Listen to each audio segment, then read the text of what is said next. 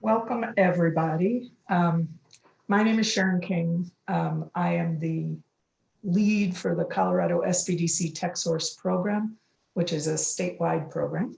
And I also run the Boulder Small Business Development Center, SBDC, and I actually know a lot of you, so that's lovely. Looking forward to meeting others. Can everybody hear okay? Is everybody, okay, good. So thanks for joining us today. This is about the Tech Venture Accelerator for Women and TVX-W, everything's acronyms. And we're going to tell you a little bit about it so that you can decide if it's a match for what you do and what you're looking for. And also so you know what to expect. And it's a small group that we can accept into the program, into the cohort, 8 to 10 companies. And so it would be great for it to be a great, perfect fit for you. So you're not taking up a seat from someone else who it might be. So we'll tell you more about that. So just so you know, with me here is Jamie Brandis, Allison Peters, you guys can wave, Ruth Yanich, and Ed Case, and they're going to introduce themselves in a minute. We're basically going to do about a half hour telling you about the program and what we do, and then keep it for a half hour for Q&A and find out what's going on. If you have a question that you think really is pertinent for the moment, I think it's fine to come on and ask or put it in the chat, which would be fantastic. Jamie, would you prefer that? Either way is fine. I'll monitor that, and then, yeah, if you want to just speak up too, you can just unmute yourself. So fine either way. Perfect. So, and then going further than that, if you want to introduce yourself in the chat, we have a lot of folks on this call, as Jamie said, and it would be just nice for everyone to know who's here. If you don't mind sharing who you are and, you know, a sentence about your business, that would be fantastic. I do want to say that because there's so many of us, not everybody's going to be on screen. So this is not really representative of what the cohort feels like, because it's very much, quite honestly, what we're trying to get to in this online virtual accelerator is that you feel like we're all in the living room and we're all having a conversation. One of the, we've had a couple of things. We've been doing this program for quite a while, and you're going to hear about that. But we've had some comments at the end of each one that has been consistent across all the different cohorts that we've done. One of them is that the dynamic of the group is really just as important as everything else. So there's a lot of listening to each other, everybody contributing their own expertise and experience, and helping each other solve problems, get over hurdles. So that's number one. The other thing we've heard a lot is people are really kind of stunned by the amount of resources they really have available to help. And, you know, it's kind of lonely being an entrepreneur. By the way, we've all been there. It's kind of lonely, and it's nice to have a support group. So there's a lot of that gets said. And then there are lots more good comments that we get along the way that we'll be telling you about. Okay, so what we're going to do here real fast is we're going to talk about kind of some success that has happened in past accelerators that we've done, who would be a good fit, so you'll get a sense of what the decision that you will be making and whether this is a match for you. We'll talk a little bit about our backgrounds, but Jamie sent out the bios, so you may have enough on that. We'll talk more about the program, and it's a two-part program, 2 parallel tracks. One is in the cohort, in the group, and what we do together, and the other is in the venture, and that is customized consulting, our team with you as a business. It's all confidential. So everything that gets done in the group, if it's not a perfect match for where you are, you know, not everything will be perfect for everyone. Everything gets completely customized when we get into the individual consulting sessions. And it's worked really well for folks. We'll talk a little bit about time commitments and the engagement that we're hoping you will have, the participation. A little bit about TechSource statewide, because we do this. This is one program of several. And then we'll go for questions. So, okay, I am going to turn this over to Jamie to go from here. So, yeah. I just wanted to start by sharing a little bit of the impact, economic impact that we've had. This is our, I think, 10th accelerator. I don't know if that's right, Sharon, but I think it's the 10th. So this is just what the participants have reported to us. And there's probably way more than this, because this is just, sampling of the people that have talked to us after the cohort. And this can be years later, but we have seen a lot of success from the businesses we've worked with. So you can see this chart. It's over 1,000 jobs created and retained, 25 businesses that started.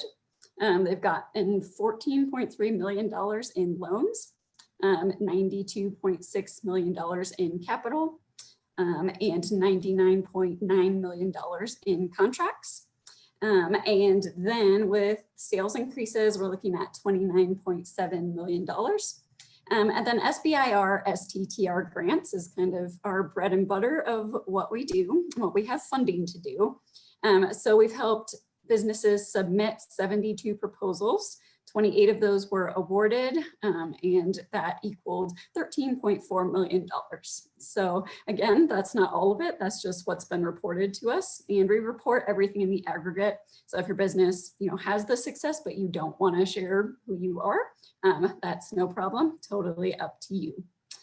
So just to give it more personalization, I am going to turn it to Ruth and Ed, who are consultants and subject matter experts that have been part of this program through all of the accelerators. They've gotten to meet all the businesses, and they can give more insight into a couple of success stories that we've seen.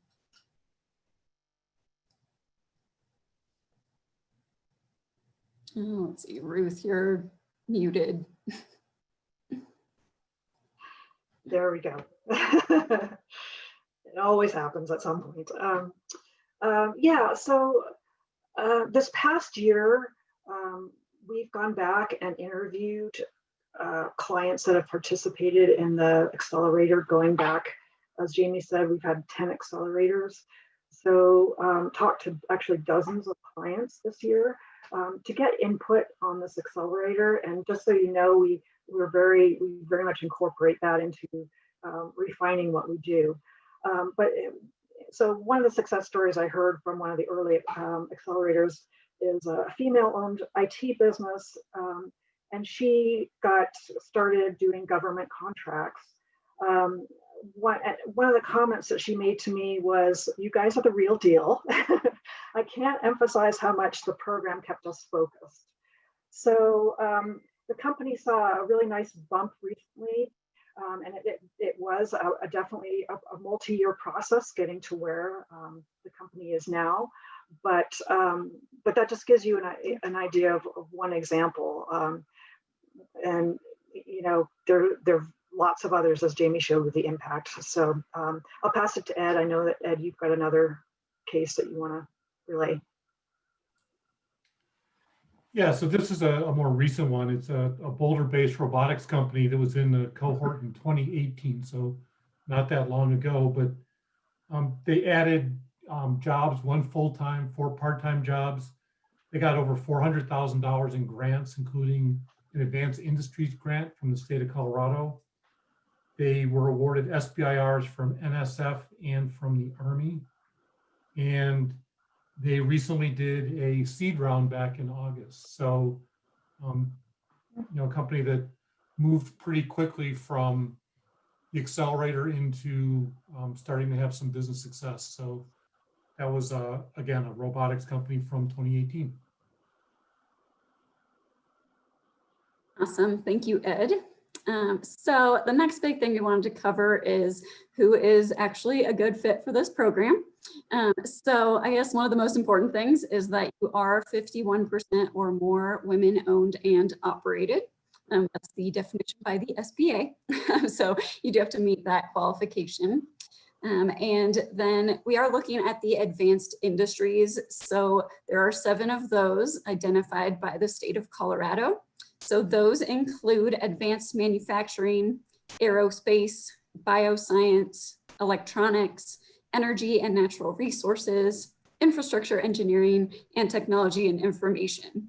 So there are those, but then if you do have something that's a novel technology, we can talk to you about that as well. If you don't think it fits into one of those 7 or aren't sure, we're happy to have that conversation with you to see if it does fit with what we're looking for.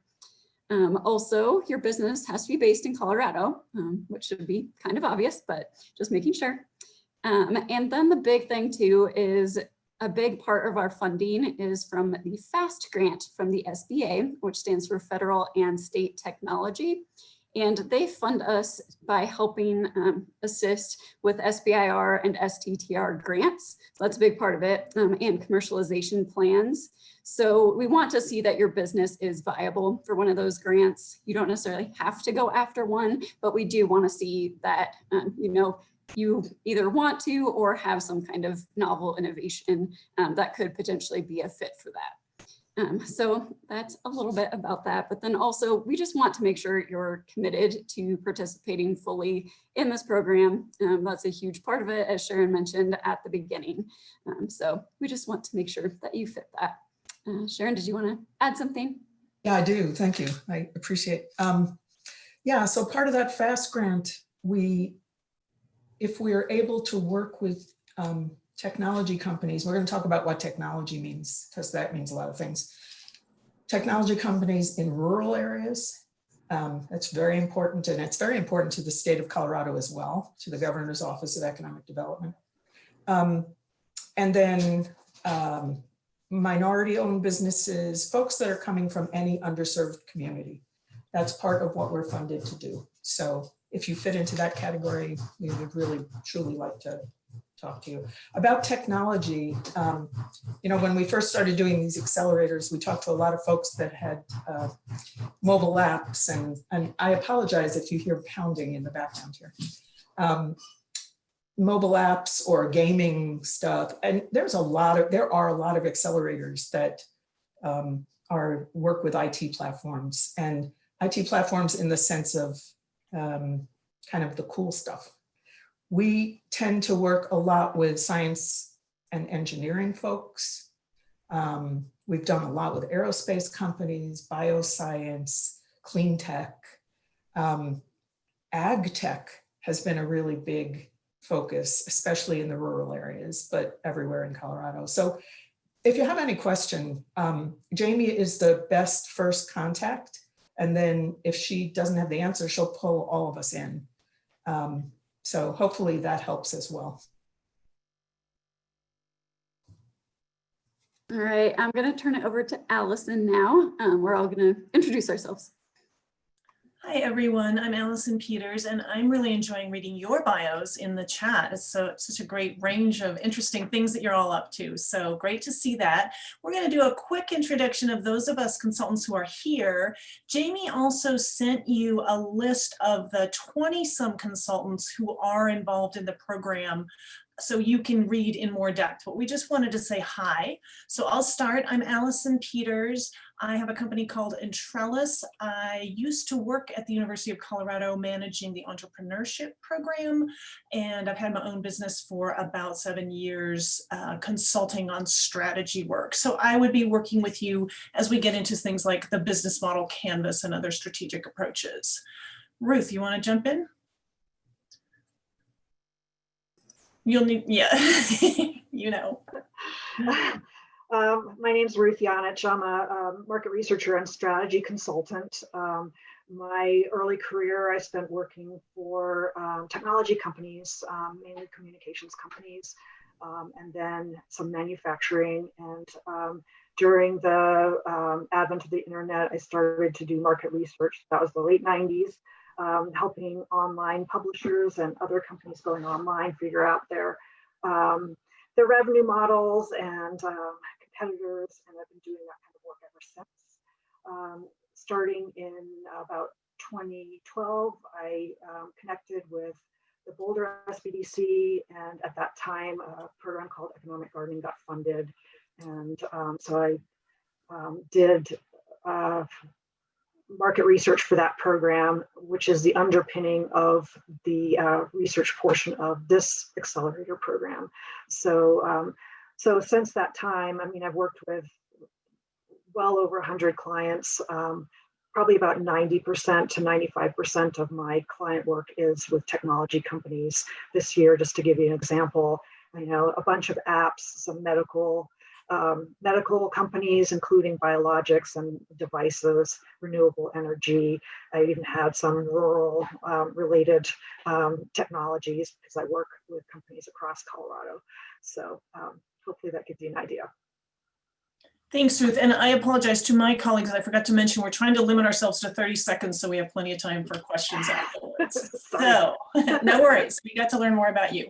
Ed, go ahead. Hi, I'm Ed Case. I'm one of the consultants that supports. My particular area of specialization is technology commercialization. So I get involved with market research, business development strategies. I've been doing business development for 20 plus years, SBIR work for about 15 years, and by degree, I'm a mechanical engineer. Thanks, Ed. Jamie? Sure. So I am the program manager for TechSource Commercialization statewide. So it's an SBDC program, but it is throughout the state of Colorado. I have been involved with the SBDC since 2014 in different capacities, but I've been doing this tech program for about a year and a half. So I'm basically the main point of contact for anything you need. So getting involved with this accelerator or TechSource in general. So I'll be the person you reach out to. And Sharon, and I would love it, Sharon, if you would say a word too about the fact that about the rest of the consultants and the amount of support that they can expect as well from those folks. Sure. So I'm defined by entrepreneurship in the blood. And if you're interested, I can tell you more what I mean by that. Definitely business ownership, entrepreneurship of all different sorts is really important to me. What I do want to tell you more of, because I noticed we don't have this anywhere in our little agenda, is we've done this accelerator over 10 times, but we've done it with Air Force Research Lab. So there was a tremendous amount of aerospace and engineering technology. We did that for 3 cycles. We are doing it now with NIST, National Institute of Standards and Technology, which is based in Boulder and Gaithersburg, Maryland. And we'll be doing 3 accelerators. It's this that we're talking about today. We're going to do it specifically for public safety, the public safety world. So I guess what we're trying to say here is that we've done lots of different types of business, and especially some of the more scientific-based technology as well. About the rest of the consultants, we've been really, Colorado is amazingly gracious. Folks that live in Colorado and people that have been in other places have expertise, want to share it so that you actually can benefit from it and we all do better. And so we've got this list of specialists and we're growing it all the time that have amazing expertise. And they work with us in different ways. Sometimes they just step in for an hour and that's really all that you need. And then sometimes they'll work with you on an ongoing basis. So we can tell you a lot more about the people, any questions like that. And yeah, I'm gonna turn it back to, I think, Jamie.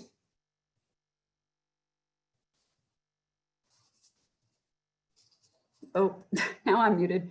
So we're going to dig more into what's going to be covered in the program. So I'm going to turn it back to Ruth and Ed. I'm just going to share this diagram with you. All right. I think Ed, you're starting. Yeah, I'm up first because we're going to talk about what goes on in the cohort. So, as has been alluded to, we bring in a lot of subject matter experts to try and help you across different organizational needs you may come up with. So you'll get some people who are sales oriented. You may get people who are talking about IP, intellectual property, SBIR, STTR, we have people who focus there. So trying to give you a pretty well-rounded presentation, but these people don't just talk at you. We try to, as Sharon said, encourage a conversation. So, you know, the experience you bring and share helps a lot too with people who may be at different stages, helping them along to what may be coming up. So anything that you share is always great.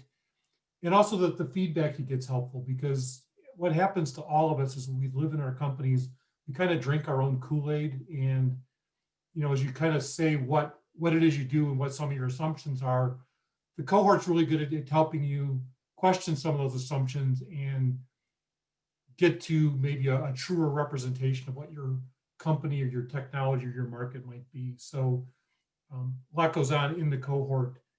So you never really know what you'll take away, and you never really know when you'll use it. Because we've had companies that, you know, they come back years later and say, you know, I didn't think such and such a presentation was all that important. And now I'm finding that that was one of the most valuable things now that I'm at this stage. So there's a lot of things that go on through the course of things. So the main thing is, as was said earlier, you get out of it what you put into it. So, you know, this isn't a passive program. You really do have to participate and be active. And the discussions can really help a lot. So all that goes on through the sessions online with the subject matter experts and some of the breakout discussions that happen alongside. So now I'll turn it to Ruth, and she can talk about what happens outside the cohort. Okay, so I'm getting that dreaded message that my internet is unstable. So just wave at me if most opportune time. So the second part of that chart that you can see says in the venue, and this represents the outside portion of the accelerator. So outside consulting, outside activities that both we as the consultants will either complete or help you with, or that you will do on your own.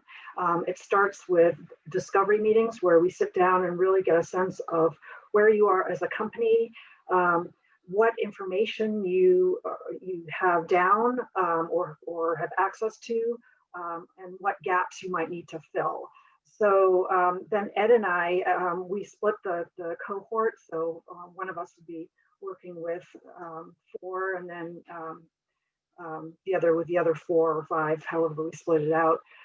We'll be conducting market research. And so that will be secondary market research, which means publicly available information focused on things like, you know, what's happening in your industry. Make sure that you really have a good understanding. I mean, just over the past year, we see, you know, with what's going on with the pandemic, all sorts of industries being affected by that. So making sure you're square that way, and then also providing another set of eyes.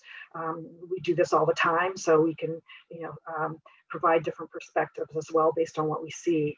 So that kind of information, market sizing, competitive information, and then potential partners that you may want to look at for going to market. We get together and we review those findings in the clarification meeting, which is the third item there.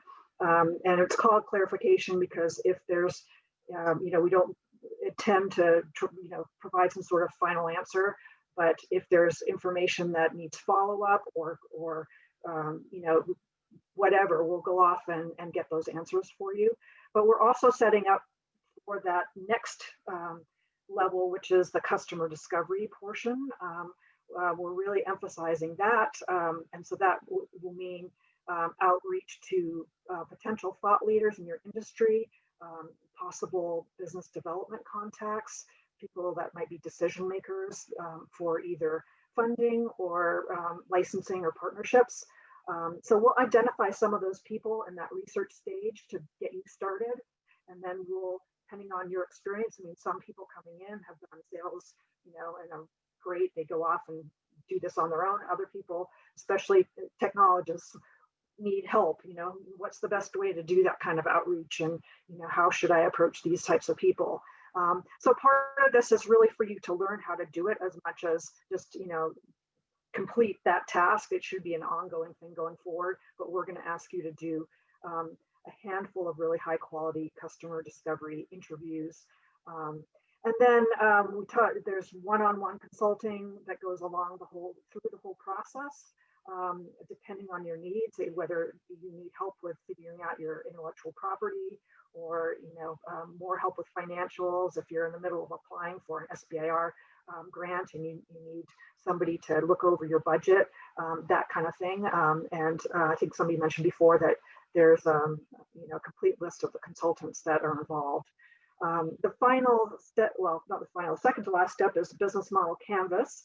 Allison mentioned that earlier. That's a strategic exercise where we focus on your number one target market segment, and we step through what it looks like to go to market. That includes everything from really understanding who the face of that customer, what the value proposition is, how you might reach those customers efficiently if there's a channel involved, and then resources and activities to support that model. And then finally, the pitch prep will go throughout the whole accelerator.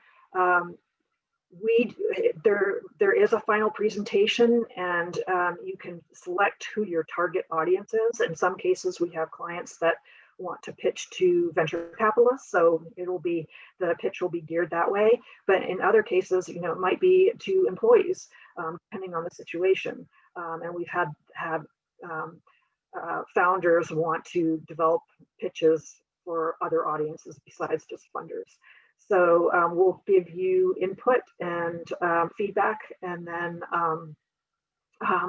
we'll have a final pitch at the conclusion of the accelerator. So I think that covers it. If anybody wants to add anything from the group, the consultants, feel free.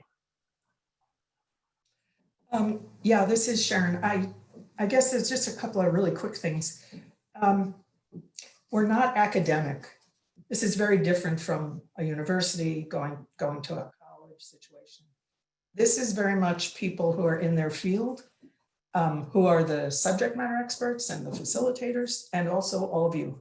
So literally not academic, very conversational. We ask people right from the start to be constructive and candid. And our experience is that entrepreneurs are candid. I mean, we all are. We talk about the hurts as well as the great stuff. We don't have to puff up ourselves because we're really trying to get somewhere here.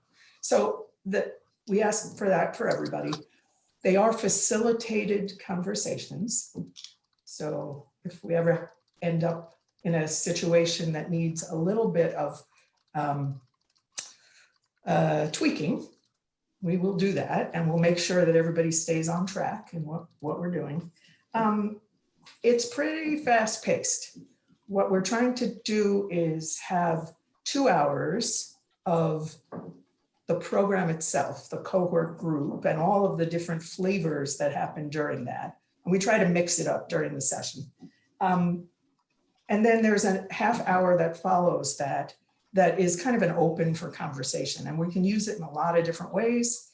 Some people honestly do not participate. Most people do, because there's always more to talk about. So 2.5 hours goes really fast. The one thing I want to focus on though, and we've said it a few times, what differentiates this accelerator is that we focus on non-dilutive capital, meaning you're not giving away equity in your company with some of the capital sources that we're talking about.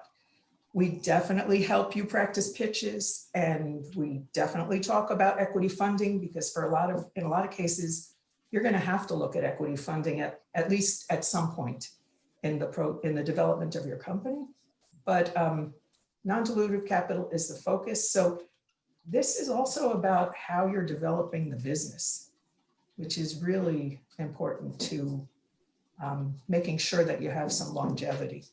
So, okay, good for me. So I have Thank you one. for letting me butt in.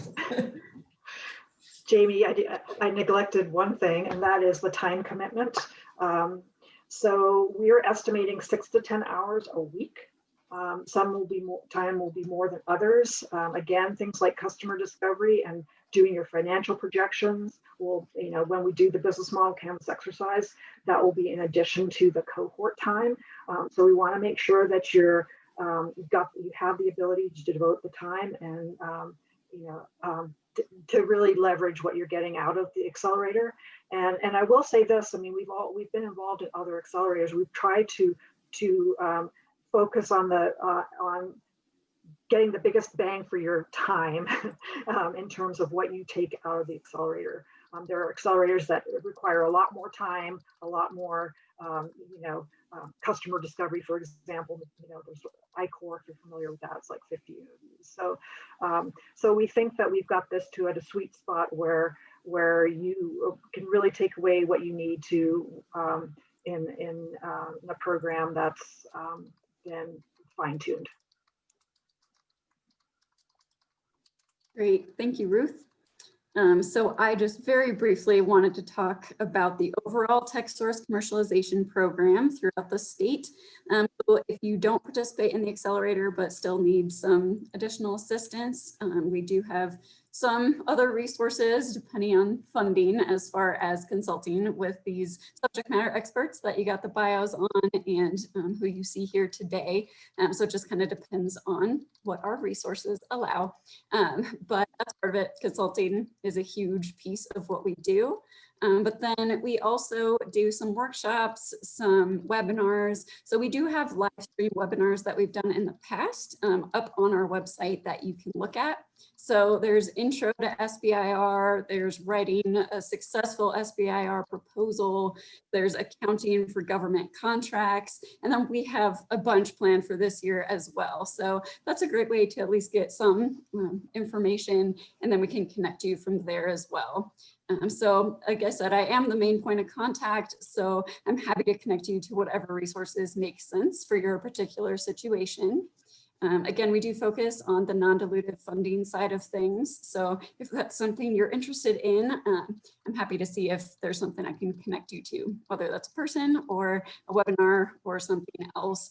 And we do try to travel around the state whenever we can. And we've been doing these innovative business road trips to try to make it to rural parts of the state. But given COVID, we haven't been able to do that. So we're still kind of figuring that out. But we try to do things in person when we can, just so that we get out and meet all of you. So that's part of it. And then I just wanted to mention, we've done the Innovation and Opportunity Conference with NASA for a couple years. It went online this past year, so we weren't able to do it in person, but they did come to Colorado for 2 years, which was a really great opportunity to meet program managers with NASA, some prime contractors. So we try to do things in person and make those connections for you whenever we can, because, these organizations, these agencies have to do some work with small businesses. So we like to be that in-between connection whenever we can. So that's a big part of it. And if you do have questions, if you want to get involved in other ways, contact me. I know there was a question that I just saw in the chat about if you have submitted your application and didn't get a confirmation, how do you know it was submitted? If you didn't receive a confirmation email, just let me know and I'll check to make sure that we got it. So I think you should all have my email just from the confirmation you got for this event. But if not, I'm sure you can get it from this. So I will follow up after this, make sure you have my email. We'll go from there. So I think we should open it up to questions. If you want to put them in the chat, feel free. Otherwise, if you want to unmute yourself, that's fine too. So we'll get started.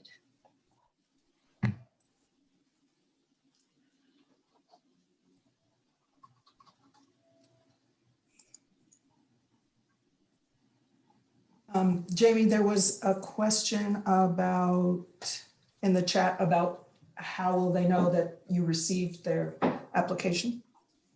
Yeah, that was the one where I just said, send me an email if you're not sure if you got it or not. I think you should get a confirmation email, but sometimes the system gets a little wonky. So yeah, just let me know if you're not sure.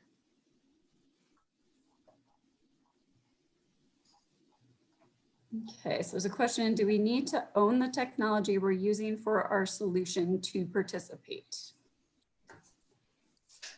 Do one of you want to take that?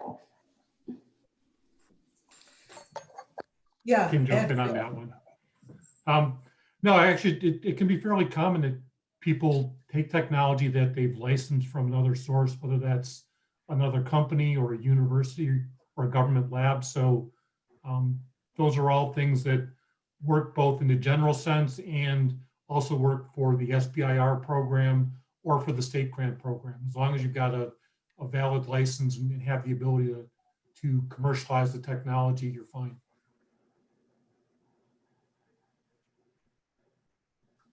All right, so when does the program start? That will be January 26th.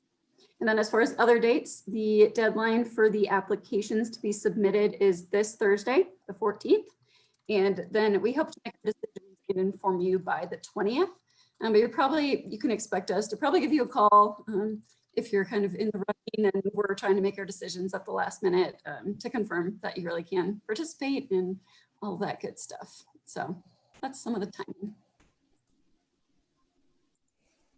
we should give a shout out to Katie Waslager, who put in the chat the link to the Advanced Industry Grant program, which is an incredible program. And we were a little worried that because the budget for the state really was is, as you know, kind of in jeopardy this year, that it might not continue, and it is continuing. So it's been fantastic for lots of businesses, maybe some of yours.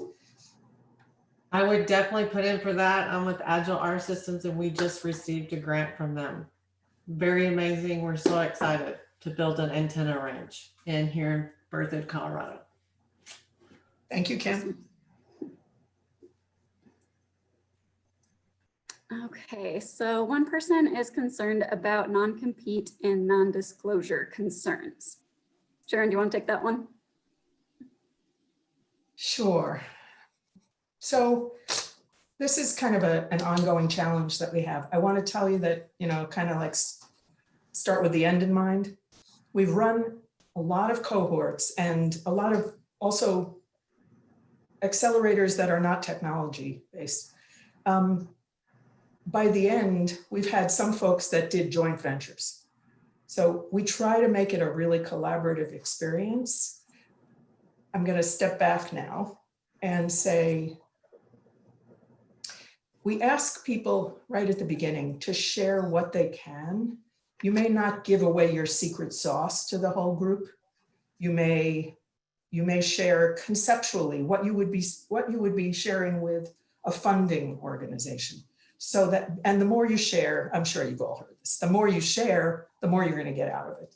The more you're going to get really great input from the other cohort members and the subject matter experts and the facilitators. It's a balancing act. The SBDC, Small Business Development Center, is part of the SBA, Small Business Administration. And confidentiality is really critical to us especially in the consulting time. So that is not something, we all sign what is our equivalent of non-disclosure, and we can show it to you. In the group, I think if you have a concern about it, we should talk about it. Most people, we've been able to kind of alleviate the concern so that they're able to participate. I don't want to say completely freely, because you do want to be careful if you have intellectual property that you're trying to protect. And we're going to talk about intellectual property protection. So there's part of that. But we found that we've been able to have as a group all buy in the beginning that, what happens in Vegas stays in Vegas, number one, and that people only share to a certain point and protect themselves. Whoever asked that, if you want to get on and maybe talk about it, that's okay. If not, we can talk offline. So, hey Sharon, this is Maureen. I raised the question and I really appreciate your addressing it. I think you've done a great job for this venue. So thank you very much. All right, thank you. Kudos are always good.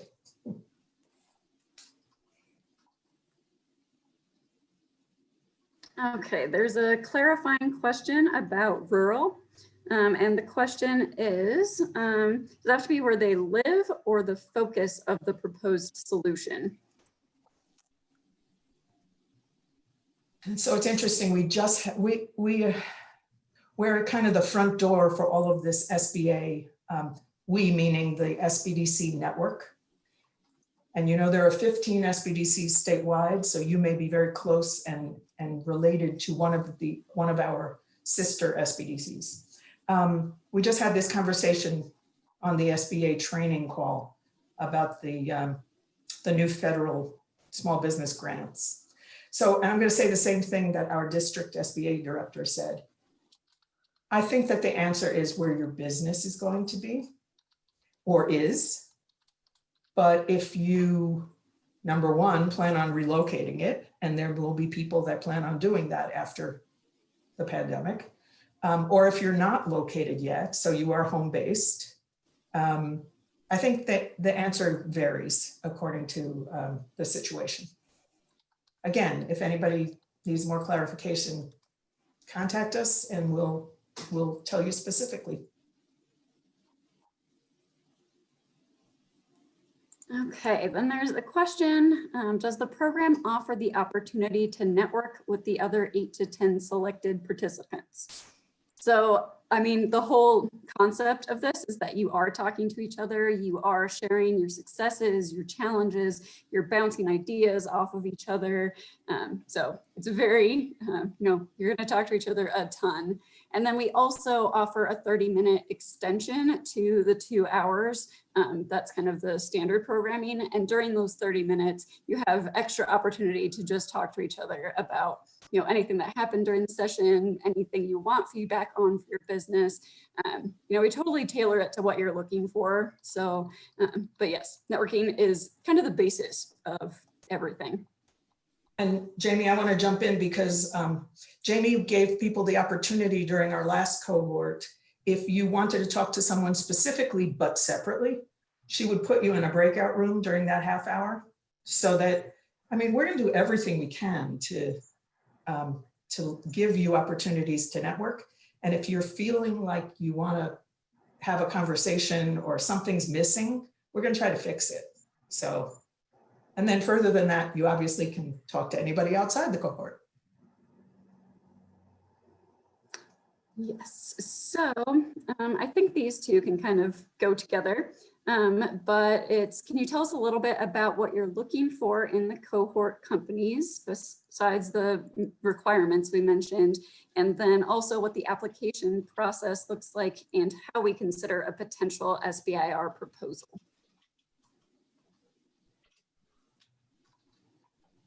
I don't know who wants to take that, or I can. Thread. So, okay, so we all can take it, but Yeah. nobody's talking. So, so Jamie mentioned that there's a scoring rubric that the application will go through to start. And so if you're rural, there's a point for that. If you are minority owned, there's a point for that.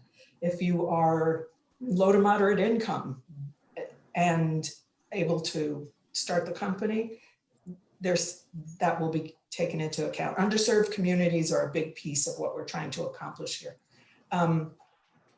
So what did I say? Rural, minority. Obviously, you're all women. We're all women, except our friend Ed, who is all by himself here today. We've got a mix of lots of different kinds of folks that are our subject matter experts, by the way. All ages, all backgrounds, obviously, genders. So, Jamie, do you want to talk about the actual application? Sure.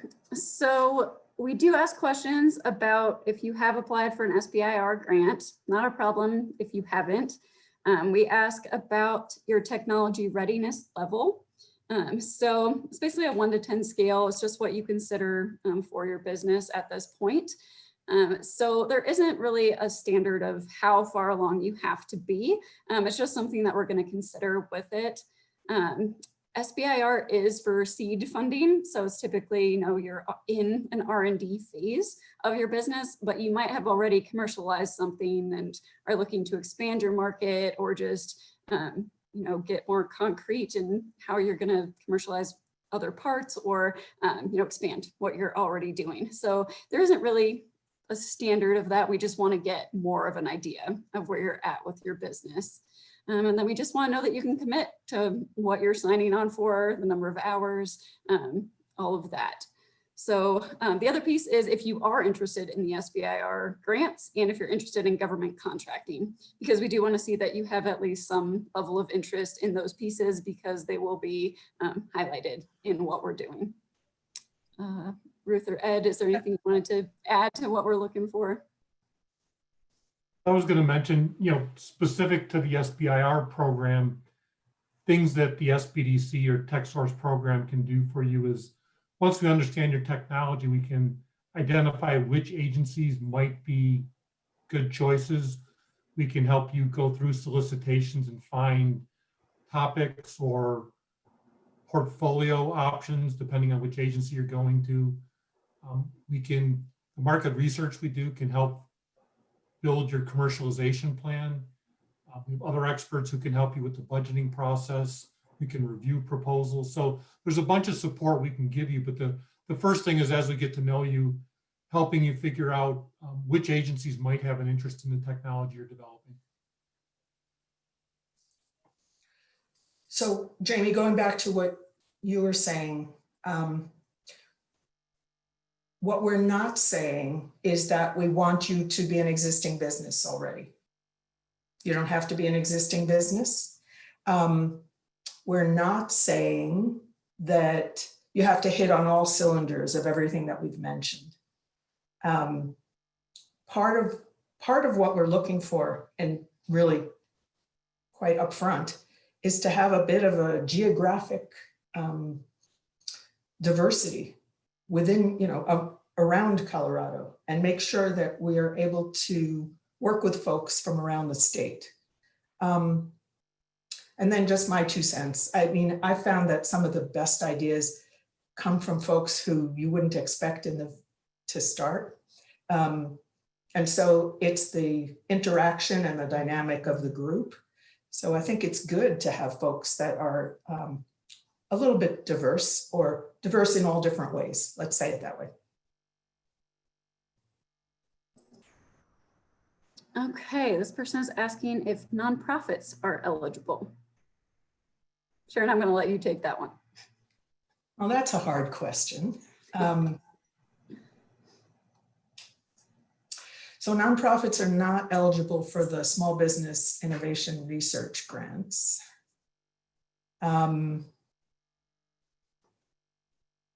I think we're going to have to answer on a case-by-case basis. And I'm sorry to do that to you folks, but I think this one is one where we're going to have to do that. It depends. I know you've never heard that answer before. Okay, then we have the question, who in the company gets the mentoring and help? The whole team, just the CEO? So I'll start that and then you guys can add to it. So I would say we typically like the CEO or founder to be the main person that sits in on the sessions, but then we can bring in more of your team, especially for the business model canvas exercise. It's really great to get as many people involved as possible from your team so that they can give their input on the different sections of the canvas. But we do limit it to two to be part of the accelerator, to actually sit in on the sessions. We want it to be consistent. So we do ask that the same person attend all of the sessions, and then you might have the opportunity to have an additional person sit in on some of them if it's more relevant to them as well.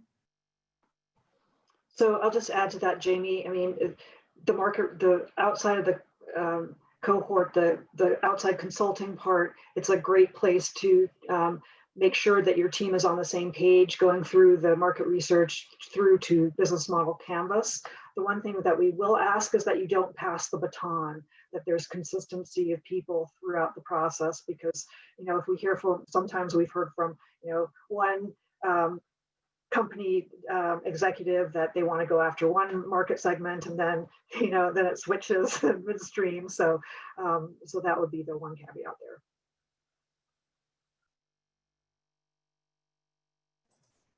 Okay, so there's the question about how to get a grant to cover the cost of the accelerator, and if there's a separate application process. So it's a really easy answer. Because of that grant I mentioned earlier, the FAST grant, there is no charge. So this would usually be $2,450. But thanks to that grant, we are able to offer it at no cost. So you just have to meet that criteria of being women-owned, essentially. So it's great value if you do get accepted.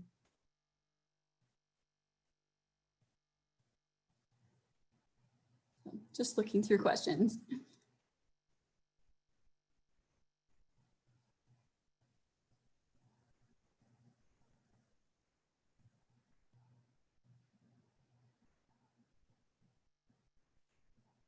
Let's see, I feel like we answered most of these. Jamie, there's the question about the SBA Ascent platform. Yeah, so that one was just launched. Sharon, I don't know if you have more information about it. No, I think we're learning about it at the same time you are.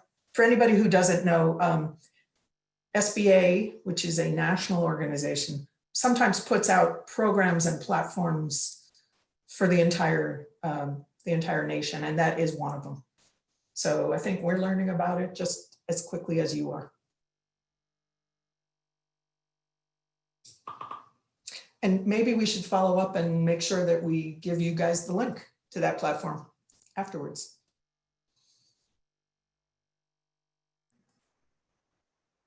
I don't know if Katie is still on here, but there's a question about how technology and information is defined for the advanced industries grants.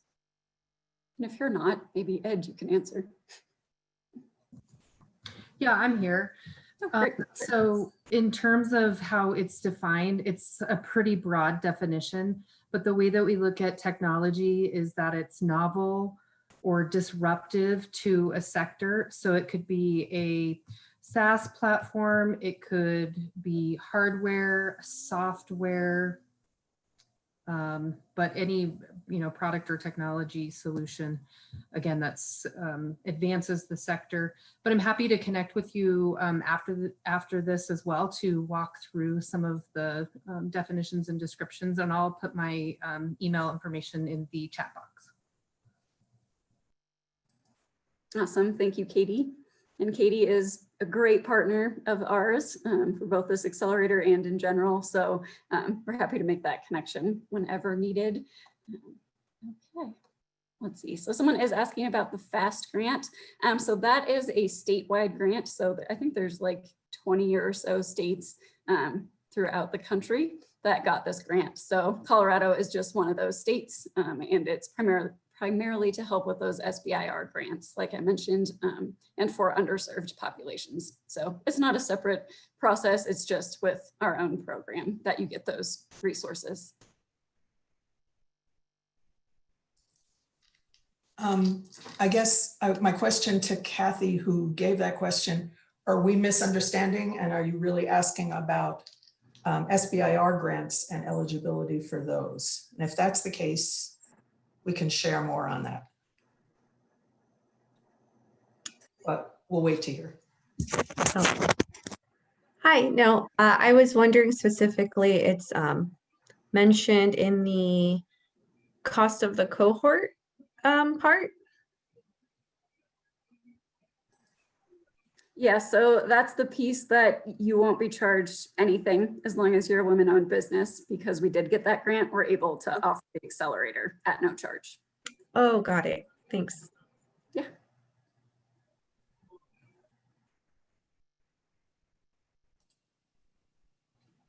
All right. Jamie, there was one question. There was someone did an SBIR grant in the past, and they went through all the registrations, and they want to know if those are still required.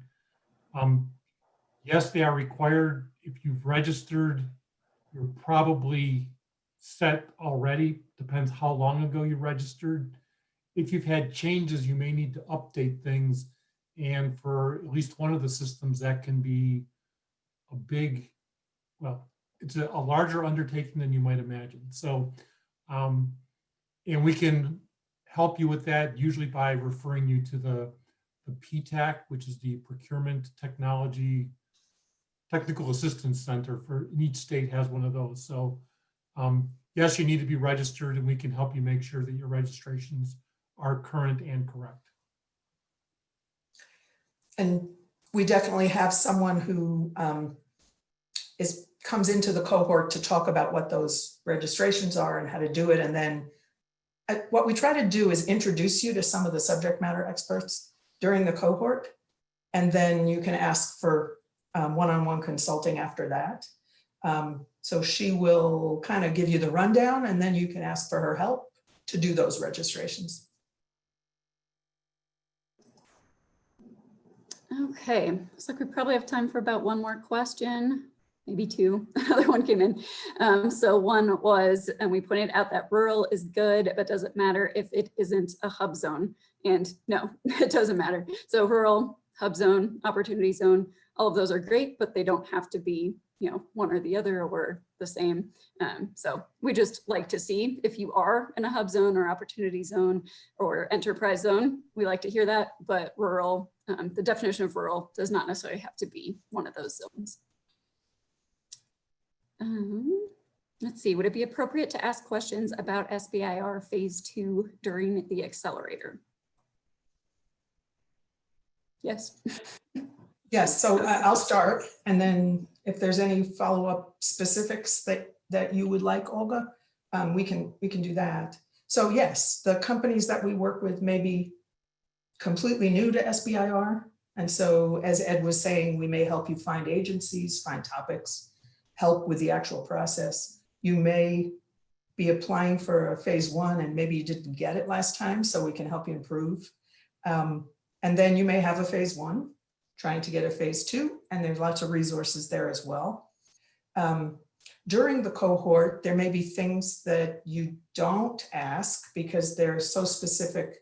You know, they get really drilled down to being so specific. So it might be more appropriate for the in the venture, the outside consulting, but we're pretty open, and there are lots of folks in the group that want to hear what they have in mind for the future as well.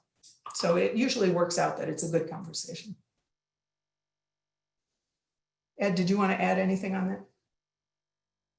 No, that pretty much covers it. There's a higher bar to get to phase 2, but we can walk through what all those differences are and how the level of detail just gets a little more comprehensive. So. Okay, well, we're exactly at 1 o'clock, which is great. I don't know if any of you have closing thoughts or if we should just wrap it up. And if there's follow-up questions, you're more than welcome to reach out to me and I will help navigate anything. Yeah, thanks to everybody for participating and for being interested and for doing what you're doing. So, and even if you don't join the accelerator, we would love to meet you and learn about what you're doing. So keep in touch.